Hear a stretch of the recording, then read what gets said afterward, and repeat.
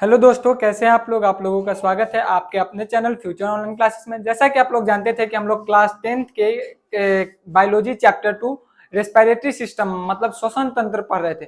इससे पहले वाले वीडियो में हम लोगों ने बहुत कुछ पढ़ चुका था। पर हम लोगों ने जाने थे कि पेड़ पौधे कैसे श्वसन करते हैं, श्वसन क्या होता है, सांस लेना और श्वसन में क्या अंतर है, मतलब श्वासोच्छ्वास और श्वसन में क्या अंतर है। इसके अलावा हम एक क्वेश्चन भी दिए थे कि सांस लेते हैं तो उसमें क्या लेते हैं, ऑक्सीजन, CO2, एयर, या इसमें से कुछ नहीं है, नाइट्रोजन। तो इसका ऑप्शन ऑप्शन 3 मतलब एयर सही होगा। तो आज का लेक्चर हम स्टार्ट करते हैं। आज जंतुओं में श्वसन मतलब जंतु श्वसन कैसे करते हैं। इससे पहले वाले वीडियो में हम लोगों ने पढ़ा था कि पेड़ पौधे में श्वसन कैसे होता है। आज के लेक्चर में पढ़ेंगे कि जंतुओं में कैसे श्वसन करते हैं, मतलब जंतु कैसे सांस लेते हैं। जंतु तो हम लोग जानते हैं कि जंतु दो तरह के होते हैं, एक कोशिकीय जीव, एक होता है बहुकोशिकीय जीव। एक कोशिकीय जीव मतलब वैसा जीव जो एक कोशिका से बना है, और बहुकोशिकीय मतलब वैसा जो बहुत सारे कोशिकाओं से बना है, जटिल कोशिकाओं से बना है। तो एक कोशिकीय जीव कौन कौन था। एक कोशिकीय जीव में आता था एक कोशिकीय जीव,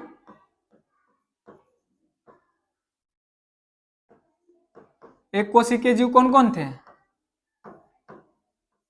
अमीबा, पैरामीशियम,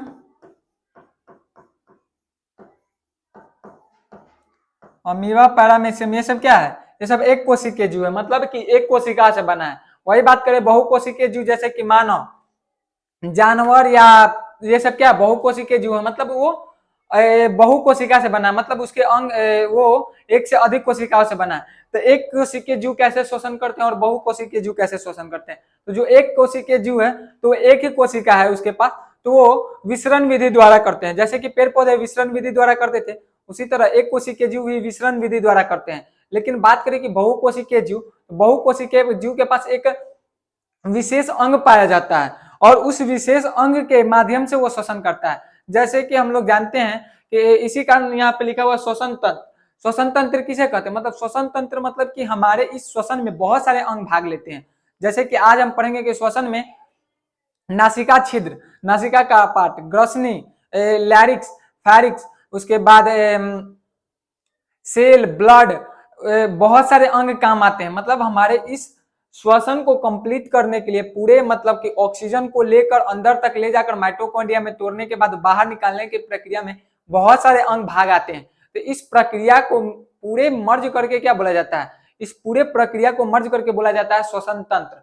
और वही हम पढ़े थे कि श्वसन तंत्र का डिफिनेशन क्या पढ़े थे कि वातावरण से, हमारे वातावरण से O2 को लेकर और हमारे माइटोकॉन्ड्रिया में भेजना, और माइटोकॉन्ड्रिया से में जाकर वो ग्लूकोज को तोड़ता था, और ग्लूकोज के तोड़ के क्या बनाता था, CO2H2O और ऊर्जा का निर्माण करता था, और उस CO2 को वापस हमारे बॉडी से बाहर निकल जाता था। डिफिनेशन में पढ़े थे। तो आज हम जानेंगे कि जंतु श्वसन कैसे करते हैं, मतलब जंतु में कि एक कोशिकीय जीव, बहुकोशिकीय जीव श्वसन कैसे करते हैं।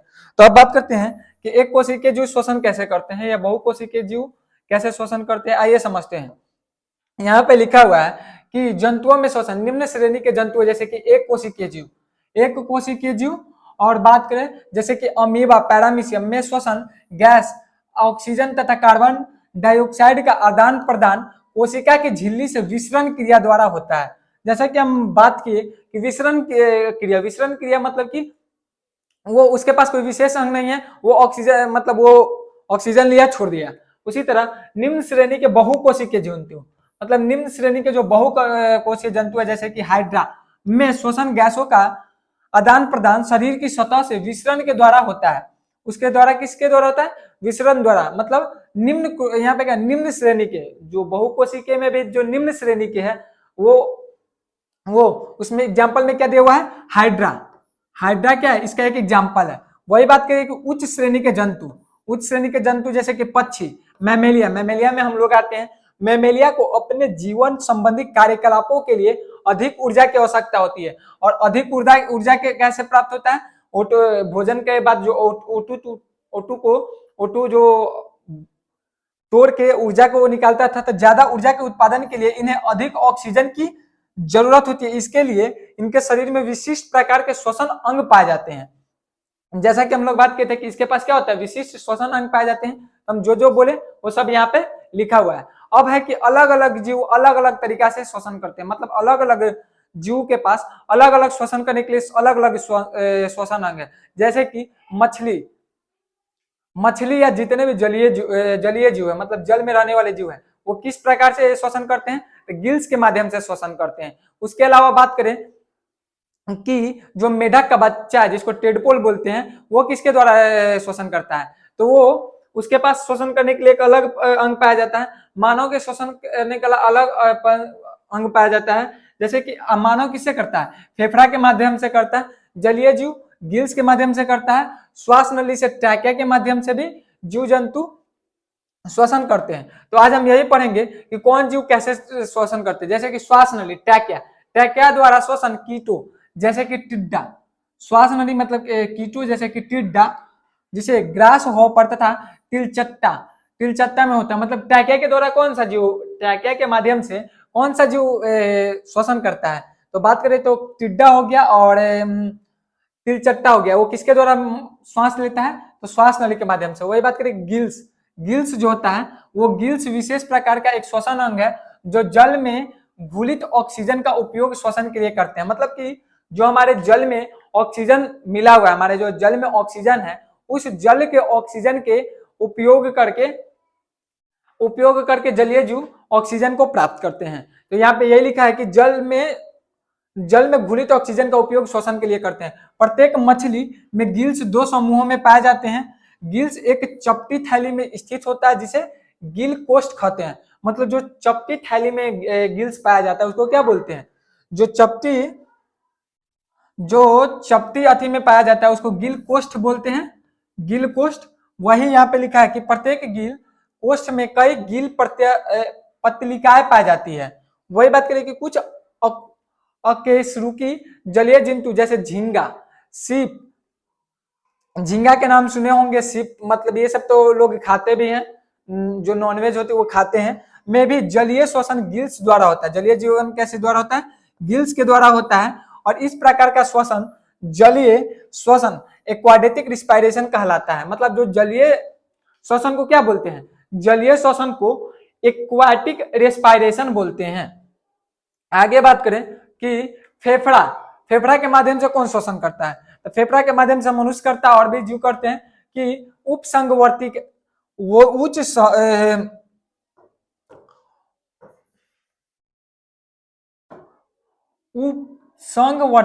वर्टिब्रेटा के उच्च वर्गीय जंतु में श्वसन के लिए फेफड़ा मतलब लंग्स पाया जाता है, जो वायवीय श्वसन के उपयोग में आता है।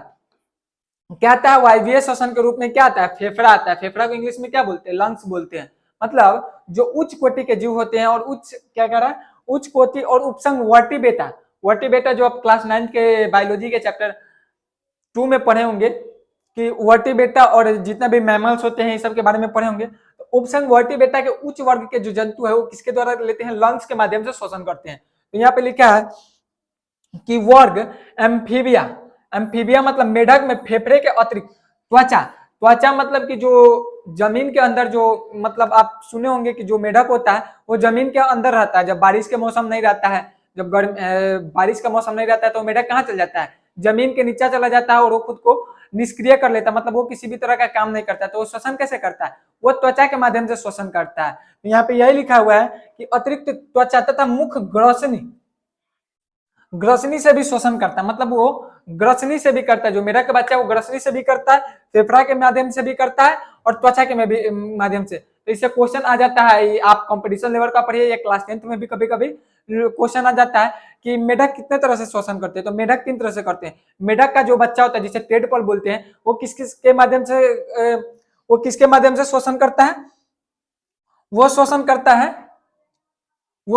करता है मुख ग्रसनी के माध्यम से। वही बात करें कि जो फेफड़ा से जो एम्फीबिया मेढक का जो है वो फेफड़ा से करता है, और वही त्वचा से कब करता है, जब वो जमीन के अंदर चला जाता है और खुद को निष्क्रिय कर लेता है। तो ये 3 तरीका से। रेप्टेलिया जैसे कि सर्प, रेप्टेलिया मतलब कि जो रेंग के चलता है, कि जैसे कि सर्प हो गया, उसके अलावा कछुआ हो गया, मगरमच्छ हो गया, ये सब क्या है? लिजार्ड। ये सब क्या है? ये सब रेप्टाइल्स है। तथा उच्च श्रेणी के, उच्च श्रेणी मतलब कि जिसके पास उच्च श्रेणी के होते हैं कि वर्टिब्रेटा जैसे एवीज, पक्षी तथा मैमेलिया। मनुष्य में श्वसन सिर्फ फेफड़ा के माध्यम से होता है। फेफड़ा मतलब लंग्स, मतलब जो उच्च श्रेणी के जो जीव होते हैं या जो रेप्टाइल्स होते हैं, वर्टिब्रेटा होते हैं जैसे कि एवीज तथा मैमेलिया, मनुष्य में श्वसन किसके माध्यम से होता है? ये सब फेफड़ा के माध्यम से श्वसन करते हैं। अब आएगा मानव श्वसन अंग तंत्र। मतलब मानव श्वसन तंत्र क्या है? मानव किस किस माध्यम से श्वसन करता है, मतलब कि मानव श्वसन करता है तो उसके अंदर क्या क्या प्रक्रिया होता है, वो किस किस माध्यम से, किस किस अंग से होकर गुजरता है, ये आज हम पढ़ेंगे कि मानव श्वसन तंत्र क्या है। श्वसन अंग, मानव का श्वसन मुख्य श्वसन अंग कौन है? मानव किस किस श्वसन अंग के माध्यम से श्वसन करता है? तो पहला आ जाता है कि मानव का श्वसन अंग की बात करें तो मानव श्वसन अंग, मानव श्वसन अंग, मानव श्वसन अंग की बात करें तो मानव श्वसन अंग में पहला क्या आ जाएगा? मानव श्वसन अंग की बात करें तो उसमें पहला आ जाता है नासा छिद्र, नासा छिद्र, नासा छिद्र। उसके बाद दूसरा नासिका कपाट, नासा छिद्र, नासिका कपाट, नासिका कपाट, नासा छिद्र, नासिका कपाट। तीसरा ग्रसनी, चौथा लैरिंक्स, पांचवा फैरिंग्स, और Y N X, larynx, pharynx. उसके बाद आ जाता है श्वास नली, श्वास नली तो हो ही गया लैरिंग्स फैरिंग्स में। उसके बाद एल्वोली, एल्वोली तो बहुत आगे आ जाता है। उसके अलावा क्या क्या होता है? नासिका कपाट, नोज,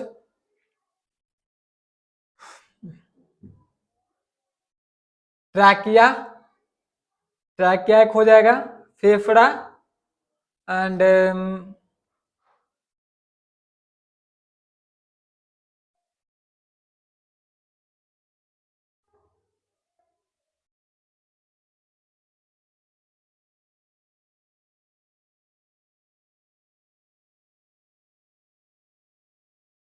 तो एक ट्रैकिया हो गया, ट्रैकिया के अलावा एक ट्रैकिया हो गया,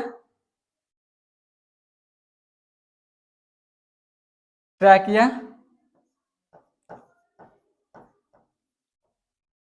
लंग्स। इसके अलावा भी बहुत होते हैं, मतलब कि इसके अलावा भी दो तीन होते हैं। एल्वोली, एल्वोली होता है। इसके अलावा भी होते हैं, मतलब हम उसके बारे में पढ़ेंगे। पहला हो गया कि नासा छिद्र किसे कहते हैं। नासा छिद्र मतलब कि हमारा जो नासा छिद्र किसे कहते हैं, इसको पढ़ते हैं। श्वसन अंग, मानव श्वसन अंग, मनुष्य में नासिका छिद्र, नासा छिद्र जिसे नासिका छिद्र लिखा है, नॉस्ट्रिल, स्वर यंत्र, यहाँ पे क्या लिखा है? नासिका छिद्र, नॉस्ट्रिल्स, स्वर यंत्र, स्वर यंत्र मतलब वॉइस बॉक्स या लैरिंग्स। स्वर यंत्र को ही क्या बोलते हैं? लैरिंग्स बोलते हैं। श्वास नली जिसको इंग्लिश में ट्रैकिया बोलते हैं, तथा फेफड़ा, लंग्स मिलकर श्वसन अंग कहलाते हैं। कौन कौन कहलाता है? एक नासिका छिद्र, मतलब नासिका छिद्र जो जो उधर हम लिखे थे यहाँ पे लिखा हुआ है नासिका छिद्र, नॉस्ट्रिल्स। उसके अलावा बात करें स्वर यंत्र, वॉइस बॉक्स, लैरिंग्स, श्वास नली, ट्रैकिया और फेफड़ा मिलकर क्या बनाते हैं? श्वसन अंग बनाते हैं। अब बात करते हैं नासिका क्या होता है। नासिका मतलब कि जब हम सांस लेते हैं तो नासिका में मेनली क्या पाया जाता है? नासिका में बाल पाया जाता है, जो हमारे जब भी सांस लेते हैं तो उसके साथ एयर के साथ साथ कुछ धूल कण चल जाते हैं, तो उस धूल कण को रोकने के लिए क्या पाया जाता है? उसमें बाल पाया जाता है हमारे नाक में। उसके बाद उसके अलावा क्या लिखे थे? नासिका छिद्र, नासिका का पार्ट में कुछ म्यूकस नाम के म्यूकस होते हैं। म्यूकस मतलब चिपचिपा, चिपचिपा जो होता है ना, वो धूल कण को क्या करता है? धूल कण को अपने में चिपका लेता है। उसके अलावा वहीं पे एक अति पाया जाता है, क्या कहा जाता है? बात करें कि यहाँ पे नासिका छिद्र में ओल फैक्ट्री लोब पाया जाता है। ओल फैक्ट्री लोब करके एक पाया जाता है। और ओल फैक्ट्री लोब का काम क्या है? ओल फैक्ट्री लोब, ओल फैक्ट्री लोब, जिसको हम अति में भी पढ़े थे, ये हमको सूंघने में मदद करता है। मतलब हम किसी भी चीज को सूंघते हैं तो कैसे हमको एहसास होता है, तो ओल फैक्ट्री लोब के माध्यम से पता चलता है। तो कहाँ पाया जाता है? नासिका छिद्र में ही पाया जाता है। तो यहाँ पे यही लिखा है नासिका नोज। नासिका मुख द्वार के ठीक ऊपर स्थित होता है। नासिका कहाँ होता है? मुख द्वार के ऊपर पाया जाता है। इसमें दो गोलाकार छिद्र होते हैं। इसमें कितने? दो गोलाकार, जो अंदर की ओर दो अलग अलग नासिका वेश्मों, मतलब नसल चेंबर में खुलते हैं। मतलब जो ये नासिका छिद्र है वो अंदर जाके दो अलग अलग क्या लिखा हुआ है? नासिका वेश्मों में, मतलब नेसल चेंबर्स में खुलते हैं। दोनों नासिका वेश्म, मतलब जो दोनों नासिका वेश्म है, जो दोनों नासिका वेश्म है, एक नासिका पट्टिका, मतलब नासिका नासा पट्टिका और नेसल सेप्टम के द्वारा एक दूसरे से पृथक होता है। मतलब किसके द्वारा पृथक होता है? नासा पट्टिका, जो नासा पट्टिका है उसके द्वारा क्या होता है? अलग अलग सेपरेट होता है। तो वहां पे यहाँ पे यही लिखा हुआ है। आगे बात करें कि नासिका जो यहाँ पे ये है, नासिका वेश्म का जो छोटा अग्रभाग है, मतलब आगे का भाग होता है, जिसमें बाह्य नासिका छिद्र खुलता है, प्रघ्राण वेस्टिब्यूल कहलाता है। क्या बोलता है? प्रघ्राण वेस्टिब्यूल कहलाता है। और प्रघ्राण के पीछे नासा वेश्म का छोटा ऊपरी भाग घ्राण क्षेत्र तथा निचला भाग श्वसन क्षेत्र कहलाता है। मतलब कि जो नासिका वेश्म जो होता है, नासिका वेश्म पढ़े थे, नासिका वेश्म किसको बोलते हैं? नासिका वेश्म जो हमारे पाटिका, मतलब हमारे जो दो छिद्र है उसको अलग अलग क्या करता है? पृथक करता है, अलग करता है। और यहीं पर ये लिखा हुआ नासिका वेश्म का छोटा अग्रभाग, मतलब जो छोटा और आगे का भाग होता है वो क्या करता है? बाह्य नासिका छिद्र खुलता है, जिसको प्रघ्राण कहलाता है। और प्रघ्राण के जो पीछे नासावेश्म होता है, प्रघ्राण के नीचे जो नासावेश्म का जो छोटा ऊपरी भाग होता है, घ्राण क्षेत्र तथा निचला भाग श्वसन क्षेत्र कहलाता है। अब बात करते हैं, मनुष्य में घ्राण क्षेत्र अत्यंत छोटा होता है, जिसके कारण मनुष्य में सूंघने की क्षमता कुछ निम्न स्तनधारियों की अपेक्षा कम होती है। यहाँ पे क्या लिखा है? मनुष्य में घ्राण जो अत्यंत छोटा होने के क्या होना है कि अन्य जीवों के तुलना में, जैसे कि जो डॉगी होता है, कुत्ता होता है, उसका क्या होता है? उसका जो यहाँ पर लिखने की सूंघने की क्षमता अधिक होती है। क्यों होती है? उसका घ्राण अत्यंत बड़ा होता है, मतलब कि उसका थोड़ा बड़ा होता है, मनुष्य का छोटा होता है। उसको सूंघने की क्षमता अधिक स्तनधारियों की अपेक्षा कम होती है, मतलब जो स्तनधारी होती है उसकी कम होती है। नासिका वेश्म, ये उसके बाद लिखा है कि नासिका वेश्म के अंदर की ओर ग्रसनी फैरिंग्स में कंठ द्वार के ठीक नीचे एक छोटी रचना लैरिंग्स में खुलती है। मतलब फैरिंग्स में कंठ द्वार के ठीक नीचे एक छोटी रचना लैरिंग्स में खुलती है। लैरिंग्स पीछे की ओर श्वास नली ट्रैकिया में खुलती है। यहाँ पे ये दिया कि कैसे कैसे एक अंग दूसरे अंग से कैसे ज्वाइंट है, जुड़े हुए हैं। तो यहाँ पे यही लिखा है कि नासिका वेश्म अंदर की ओर ग्रसनी फैरिंग्स में कंठ द्वार के ठीक नीचे एक छोटी रचना लैरिंग्स में खुलती है। और लैरिंग्स, उसके अलावा बात करें कि ट्रैकिया की लंबाई, तो जब हम नासिका छिद्र से, जब हमारे जो यहाँ पे लिखवाए थे, यहाँ पे एक लिखवाए थे ना कि ये जो ग्रसनी है, तो ग्रसनी के नीचे, ग्रसनी के बाद जब हमारे वॉइस बॉक्स में जब जाता है, जब भी वॉइस बॉक्स में जाता है, तो जब भी हम कुछ बोलते हैं और वॉइस बॉक्स में जाता है, तो वॉइस बॉक्स के पास एक एपिग्लोटिस पाया जाता है। एपिग्लोटिस का काम क्या है? एपिग्लोटिस ना, जब हम एपिग्लोटिस हमारे फूड पाइप, मतलब खाने वाला द्वार और बोलने वाला फेफड़ा का द्वार के, मतलब जो फेफड़ा के उधर ट्रैकिया जाता है, वॉइस बॉक्स जाता है, उसको पृथक करता है। मतलब कि जब हम खाना खाते हैं तो क्या होता है, इधर जो एपिग्लोटिस है इधर इसको ढक देता है, एक हाथी की तरह होता है, कैप की तरह होता है, और वो ना इसको ट्रैकिया को इस तरह से घेरे रहता है। जब हम खाना खाते हैं तो ये इधर की तरफ खुला रहता है, और जब हम सांस लेते हैं तो ये इसको बंद कर देता है। इसी कारण बोला जाता है कि जब हम खाना खाते हैं तो बात नहीं करने के लिए। क्यों? क्योंकि वो जो एपिग्लोटिस है वो खुला रह जाता है, और वो फूड पाइप के जगह पे वो श्वास नली लंग्स में चला जाता है। और कुछ केस में तो ऐसे होते हैं कि हिचकी आने लगता है, और कभी कभी ऐसा आता है कि हमारे लैरिंग्स फैरिंग्स में, मतलब श्वास नली में अटक कर क्या हो जाता है, बहुत लोगों की मृत्यु हो जाती है। इसलिए कहा जाता है कि खाना खाने वक्त बात नहीं करना चाहिए। तो कि ये किसके कारण होता है? एपिग्लोटिस के कारण होता है। एपिग्लोटिस ये क्या करता है, इसको पृथक करता है। इसके अलावा बात करें, ट्रैकिया की लंबाई करीब 11 सेंटीमीटर होती है। ट्रैकिया की लंबाई की बात करें तो 11 सेंटीमीटर लंबा होता है, और जिसका व्यास मतलब कि रेडियस, व्यास के 16 mm का उसका व्यास होता है। नीचे की ओर ट्रैकिया वक्ष गुहा में पहुंचती है। नीचे की कहाँ पहुंचता है, वक्ष गुहा में पहुंचती है, जहां यहाँ विभाजित होकर दो श्वासनियों ब्रोंकाई में बढ़ जाता है। किसमें बच जाता है, ब्रोंकाई। ब्रोंकाई और ब्रोंकाई के बाद ये ब्रोंकाई, यहाँ पे हम ये उसी का भाग है, ब्रोंकाई में बच जाता है, और ब्रोंकाई जाके ब्रोंकियोलिस में, प्रत्येक श्वास नली फेफड़े में प्रवेश कर तुरंत श्वास नलिका ब्रोंकोलिस में विभाजित हो जाते हैं। मतलब क्या हुआ, हम सांस लिए तो कहाँ गया, पहले तो गया नासा छिद्र, नासा छिद्र के बाद नासिका का पार्ट, उसके बाद ग्रसनी, ग्रसनी के बाद लैरिंग्स, फैरिंग्स, उसके बाद कहाँ जाता है, फेफड़ा में जाता है। फेफड़ा में जाने के बाद वो दो भागों में बच जाता है। फेफड़ा दो तरह के, दो फेफड़ा हमारे शरीर में, हमारे बॉडी में दो तरह के फेफड़ा, एक बड़ा होता है, एक छोटा होता है। जो छोटा होता है उसका होने के कारण है कि हमारे दिल के कारण जो हमारा हृदय है, हार्ट है, वो उसको दबा देता है, और दबाने के कारण एक छोटा हो जाता है और एक बड़ा हो जाता है।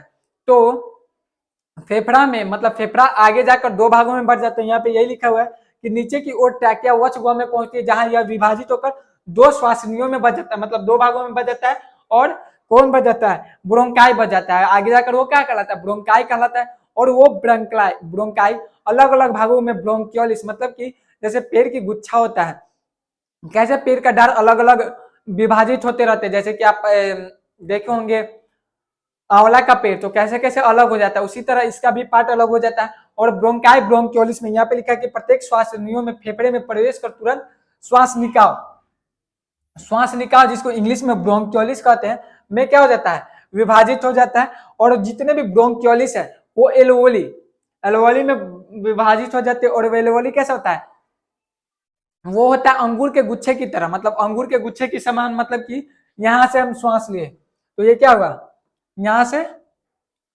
ये ऐसे आया, और उसके बाद ये दो भागों में बट गया, दो फेफड़ों में बट गया, दो फेफड़ों में बट गया,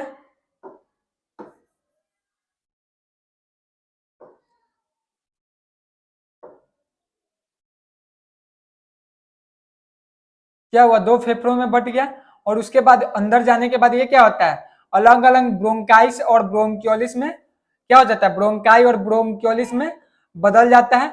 और उसके अंदर जो ब्रोंकियोलिस होता है, ब्रोंकियोलिस जिसको हिंदी में क्या बोलते हैं, इसको बोलते हैं श्वास निकाय। श्वास निकाय में क्या होता है, यहाँ पे एक गुच्छे के समान, अंगूर के गुच्छे के समान एल्वोली नाम के पाया जाता है, और उसी में जो है ऑक्सीजन लास्ट में जाकर रुकता है। और वही हीमोग्लोबिन के साथ, मतलब हीमोग्लोबिन मतलब कि हमारे ब्लड में, रेड ब्लड सेल में हीमोग्लोबिन पाया जाता है, उसके साथ वो मिलकर अथी कर देता है, उसको ऑक्सीजन दे देता है। तो इसी के बारे में भी पढ़ेंगे कि फेफड़ा, फेफड़ा क्या होता है, फेफड़ा मनुष्य की वक्ष गुहा में स्थित होता है। कहाँ होता है, वक्ष गुहा में क्या होता है, वक्ष गुहा, गुहा मतलब एक खाली जगह, खाली जगह को क्या कहते हैं, गुहा। जैसे कि हम अपने मुंह को क्या बोलते हैं, वोकल कैविटी, मतलब कि मुख गुहा। मुख गुहा मतलब वो क्या है, खाली जगह, मुंह का खाली जगह को उदर गुहा, उदर गुहा पेट को क्या बोलते हैं, उदर गुहा, मतलब वो एक खाली जगह तो उसको गुहा बोलते हैं। उसी तरह वक्ष गुहा, वक्ष गुहा क्यों करते हैं, क्योंकि ये खाली जगह में स्थित होता है। फेफड़े दो, फेफड़ा कितने तरह के होते हैं, दो होते हैं, स्पंजी गुलाबी थैली नुमा रचना होता है। इसका बात करें तो इसकी आकृति की बात करें तो इसका आकृति थैली के अनुसार होता है, जो हृदय के इधर उधर प्लूरल गुहा, प्लूरल कैविटी में स्थित होते हैं। मतलब इसको क्या कहा जाता है, हम बात करें कि फेफड़ा को, फेफड़ा को हम क्या कहते, पुलमोनरी बोलते हैं। क्यों, यहाँ पे लिखा प्लूरल गुहाओं, प्लूरल कैविटी में स्थित होते हैं। प्लूरल गुहा के चारों ओर प्लूरल मेम्ब्रेन, मतलब जो हमारा फेफड़ा है, लंग्स है, किसके द्वारा ढका होता है, प्लूरल मेम्ब्रेन का पतला आवरण होता है, जिसे पैराइटिल प्लूरा कहते हैं। मतलब जो हमारा प्लूरल गुहा के जो चारों ओर प्लूरल मेम्ब्रेन है, वो किसके द्वारा घिरा होता है, वो घिरा होता है पैराटाइल प्लूरा के द्वारा। फेफड़ा और प्लूरा के बीच म्यूकस, जो फेफड़ा और प्लूरा है उसके बीच क्या होता है, म्यूकस, जिसे जिस चिकना तरल पदार्थ पाया जाता है, जो फेफड़ा के फैलने और फिर वास्तविक रूप में लौटने से होने वाले घर्षण को कम करता है। फेफड़ा और प्लूरा के बीच म्यूकस जो है वो जिस चिकना तथा तरल तरल पदार्थ पाया जाता है जो फेफड़ा के फैलने और फिर वास्तविक रूप में क्या करता है, लौटने से होने वाले घर्षण, मतलब जो घर्षण होता है उसको कम करता है। कौन करता है? म्यूकस करता है। तो यहाँ पे यही लिखा हुआ है कि हमारा जो फेफड़ा वो थैलीनुमा आकृति का होता है, ये दो होता है, हृदय के इधर उधर प्लूरा गुहाओं के द्वारा होता है। ये किसके द्वारा घिरा होता है? बात करें कि घिरने की, तो किसके द्वारा घिरा होता है? तो ये प्लूरल मेम्ब्रेन के द्वारा घिरा होता है और पैराटाइड प्लूरा इसमें पाया जाता है। उसके अलावा फेफड़ा प्लूरा के बीच म्यूकस जिसे चिकना तरल पदार्थ पाया जाता है जो इसको क्या कहता है, घर्षण से रोकता है, मतलब कि इसमें घर्षण होने नहीं देता है। आगे बात करें कि श्वसन की क्रिया होती कैसे है। अभी तक क्या पढ़े कि श्वसन का हमारा पार्ट कौन कौन है, कैसे सांस लेते हैं तो कहाँ कैसे जाता है, कैसे मिलता है। अब श्वसन की क्रिया होती कैसे है, अब ये पढ़ेंगे। श्वसन की क्रिया हमारे बॉडी में कैसे होती है। तो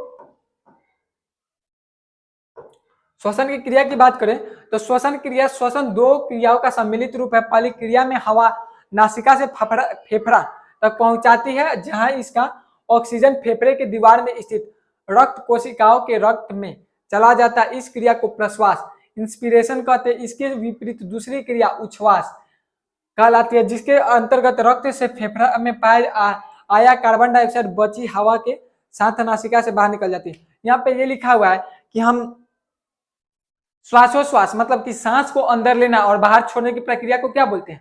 श्वासोच्छ्वास। सांस को अंदर लेना और बाहर छोड़ने की प्रक्रिया को क्या बोलते हैं?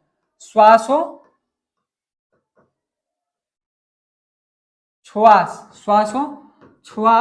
इंग्लिश में बात करें तो क्या हो जाता है? इंग्लिश में कहते हैं इसको ब्रीथिंग, मतलब कि सांस को लेना और अंदर छोड़ना। इसमें दो क्रिया सम्मिलित होता है, एक निश्वसन एवं निश्वसन। एक निश्वसन होता है और एक निश्वसन होता है। एक निश्वसन होता है। इसको क्या बोलते हैं? इसको बोलते हैं, इंग्लिश में बात करें तो इंस्पायरेशन, INSPIRATION, इंस्पायरेशन। और इसको बोलते हैं EXPIRATION, एक्सपायरेशन।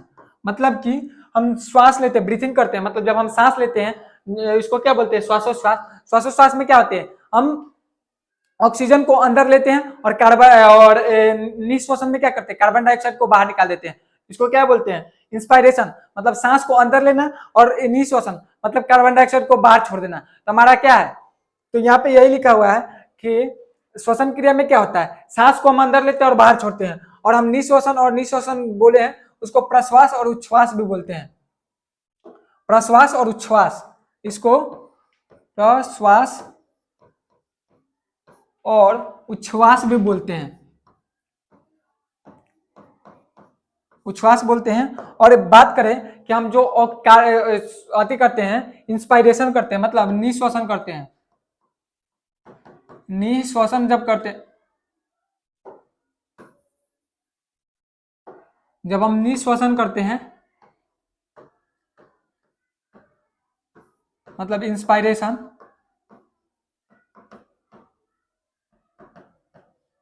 उसमें O2 21% लेते हैं, CO2 की बात करें, कार्बन डाइऑक्साइड, तो 0.03% लेते हैं। वही बात करें कि नाइट्रोजन तो 78% लेते हैं। लेकिन वही जब हम निश्वसन करते हैं तो O2 कितना हो जाता है? O2 17% हो जाता है। CO2 की बात करें तो CO2 4.6% हो जाता है। और वही बात करें कि N2, तो N2 अभी भी 78% ही होता है। तो जब हम सांस अंदर लेते हैं तो 21% ऑक्सीजन को लेते हैं, और कार्बन डाइऑक्साइड 0.03% लेते हैं। तो और जब हम सांस छोड़ते हैं तो CO2 की मात्रा कितनी हो जाती है? CO2 की मात्रा यहाँ क्या हो गई? CO2 की मात्रा की बात करें तो यहाँ पे 4.6% हो गया, मतलब कि CO2 की मात्रा बढ़ गई। कैसे बढ़ा? मतलब कि जब हम ऑक्सीजन को अंदर लिए और ऑक्सीजन जब जाके बॉडी में, जब ऑक्सीजन ग्लूकोज को तोड़ा, तो ग्लूकोज के तोड़ने के बाद किस किस चीज का निर्माण होता था? हम क्या पढ़े थे कि जब ग्लूकोज टूटता था तो ग्लूकोज तोड़ने के बाद क्या क्या बनाता था? C6H12O6 जब ऑक्सीजन के साथ अभिक्रिया करता था तो क्या बनाता था, CO2 बनाता था, H2O बनाता था और ऊर्जा बनाता था, एनर्जी बनाता था। तो क्या होता है, CO2 ऑक्सीजन टूटा और ऑक्सीजन टूट के CO2 का निर्माण किया, तो ये CO2 कहाँ जाएगा, CO2 ऑक्सीजन का रिप्लेस करके खुद अपने उसके जगह पर आ गया, तो जितना O2 का हानि होता है उतना CO2 बन जाता है। इसके अलावा बात करें कि इसमें हमको ऊर्जा की प्राप्ति हुई, ऊर्जा की प्राप्ति होती तो क्या होता है, ऊर्जा की प्राप्ति मतलब हमारा बॉडी हीट क्यों रहता है, मतलब हमारा बॉडी हमेशा गर्म क्यों रहता है, मतलब कि जब कोई आदमी मर जाता है तो उसका बॉडी ठंडा पड़ने लगता है, कहा जाता है कि आदमी इसका बॉडी ठंडा पड़ने लगा मतलब कि मर गया है। क्यों ठंडा होने लगता है, क्योंकि जब हमारे शरीर में जब हम जिंदा रहते हैं और जब हम श्वसन करते रहते हैं, ऑक्सीजन को लेते रहते हैं, ऑक्सीजन लेते रहते हैं, तो क्या होता है, वो हमेशा ऑक्सीजन ग्लूकोज को तोड़ता है, ग्लूकोज के तोड़ के CO2 O2 और CO2 H2 और ऊर्जा के निर्माण करता है। वो ऊर्जा क्या करता है, हमारे बॉडी को हीट बना के रखता है। लेकिन जब कोई इंसान मर जाता है, मर जाने के बाद क्या होता है, बॉडी ठंडा होने पर जब आदमी मर गया तो क्या हुआ, ये क्रिया रुक गया, मतलब ये जो क्रिया हो रहा था ये क्रिया रुक गया, और जब ये क्रिया रुक गया तो क्या होगा, उसके बॉडी में एनर्जी ऊर्जा बनेगा नहीं, और जब ऊर्जा बनेगा नहीं तो क्या होगा, उसका बॉडी ठंडा पड़ने लगेगा। तो यही होता है कि जब इंसान मर जाता है तो क्यों बोला जाता है कि इसका बॉडी ठंडा पड़ने लगा, इसका रीजन यही है कि जब इंसान मर जाता है और उसका बॉडी ठंडा पड़ने का कारण यह हो गया कि उसके शरीर में ऊर्जा नहीं बनता। तो अब नेक्स्ट पॉइंट है कि CO2 और O2 4.6%, तो वो CO2 को जितना O2 हमारा यहाँ पे था और यहाँ पे था, उसका चेंज होने का कारण क्या था, CO2। तो यहाँ पे यही लिखा हुआ है कि श्वसन दो क्रियाओं का सम्मिलित रूप है। श्वसन कितने क्रियाओं का सम्मिलित रूप है, दो क्रियाओं का। पहली क्या है, पहली क्रिया में हवा नासिका से फेफड़ा तक पहुंचती है, क्या हुआ, नासिका इतने माध्यम से, नासा छिद्र जितने भी माध्यम है उसके माध्यम से कहां पहुंचा, फेफड़ा में पहुंचा, जहां इसका ऑक्सीजन फेफड़ा के दीवार में स्थित रक्त, मतलब कि जो फेफड़ा में जो ऑक्सीजन है उसको रक्त में स्थित रक्त कोशिका के रक्त में चला जाता है, मतलब कि जो ऑक्सीजन को लेके गया है, मतलब जो ऑक्सीजन लेके गया वो कहाँ चला जाएगा, रक्त में चला जाएगा। और इस क्रिया को प्रश्वास इंस्पायरेशन कहते हैं, मतलब कि अभी तक के जितना भी प्रक्रिया हुआ, मतलब कि ऑक्सीजन को लेकर आना और ऑक्सीजन को लिया कर हमारे एल्वोली के माध्यम से, एल्वोली जो अंग है उसके माध्यम से ऑक्सीजन को हीमोग्लोबिन को दे देना। हीमोग्लोबिन मतलब कि हमारे रेड ब्लड सेल में, आरबीसी में हीमोग्लोबिन नामक एक एंजाइम पाया जाता है जिसको आयरन के मात्रा से, और हीमोग्लोबिन को क्या है, हीमोग्लोबिन को ऑक्सीजन पसंद है, मतलब कि CO2 N2 बहुत तरह के गैस हम लेके जाते हैं लेकिन उसको ज्यादातर पसंद क्या है, CO2 पसंद, O2 पसंद है। इसके अलावा एक और गैस है जिसको CO कहते हैं, मीथेन गैस, CO बोलते हैं, वो ये भी पसंद है। मतलब जब मीथेन गैस मात्रा ज्यादा हो जाएगा और हम जब मीथेन गैस लेने लगेंगे और ऑक्सीजन रहेगा तो क्या करेगा, जो हीमोग्लोबिन है वो ऑक्सीजन को छोड़कर मीथेन को लेकर चला जाएगा।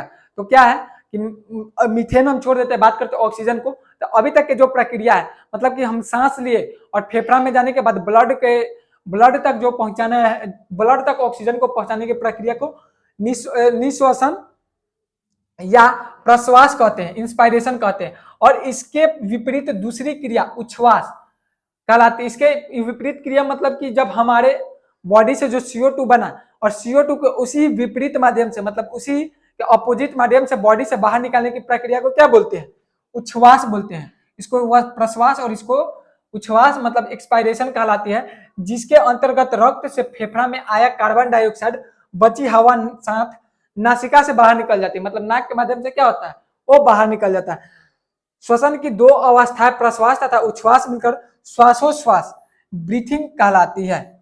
जो हम पहले बता चुके थे कि ब्रीथिंग क्या कहलाता है, ये दोनों प्रक्रिया को मिलाकर जो प्रक्रिया बनती है उस प्रक्रिया को क्या बोलते हैं, श्वासोश्वास। श्वासोश्वास मतलब क्या, ब्रीथिंग। अब आगे बात करते हैं कि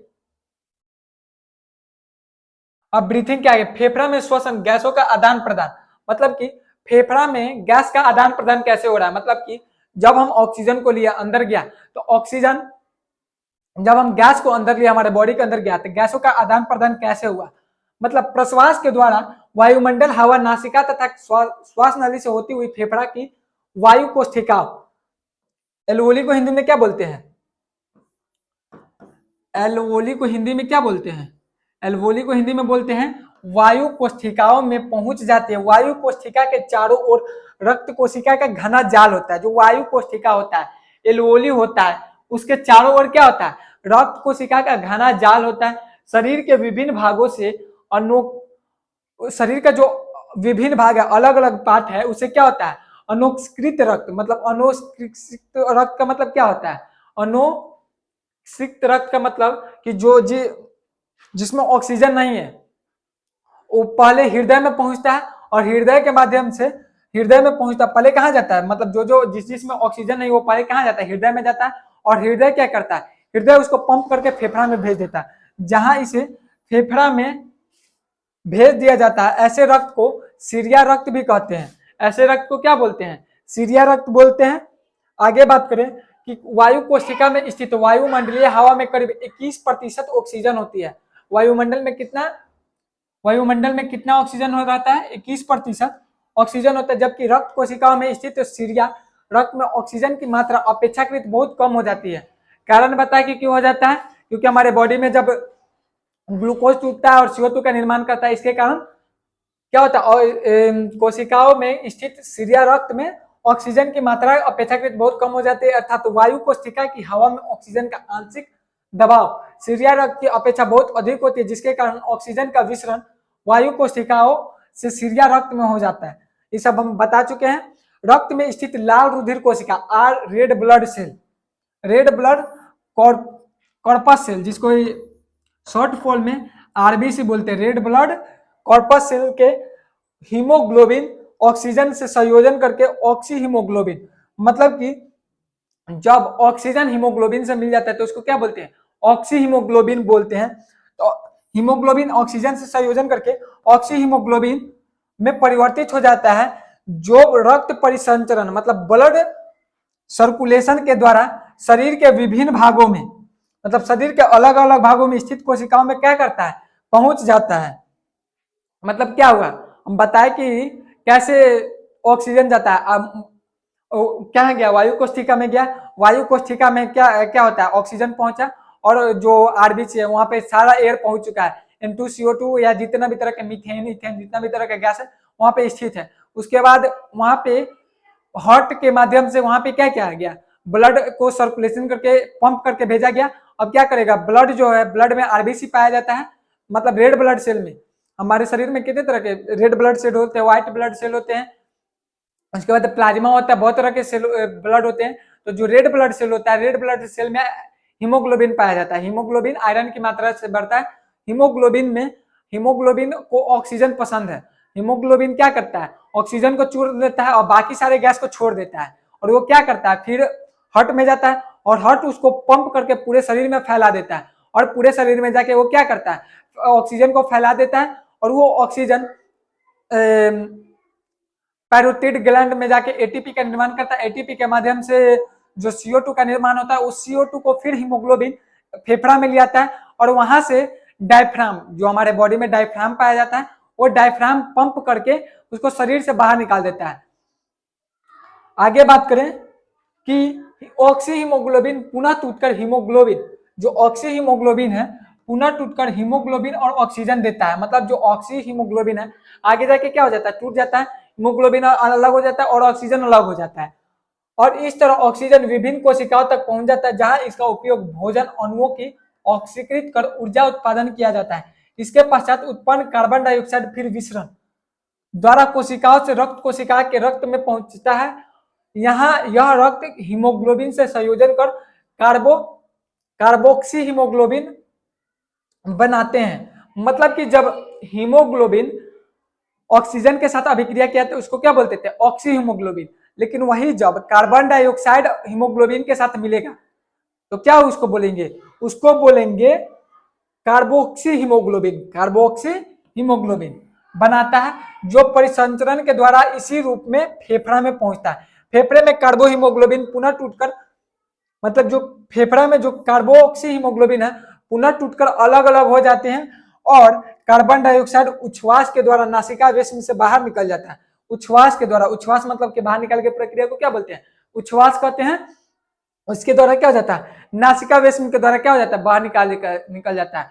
तो हम क्या कहा जाता है, फेफड़ा में ऑक्सीजन के क्या होता है, शुद्धिकरण होता है। शुद्धिकरण मतलब क्या हुआ, वहां पे जाके ऑक्सीजन का मिलना, मतलब कि हीमोग्लोबिन, रक्त में ऑक्सीजन का मिलना क्या कहलाता है? शुद्धिकरण।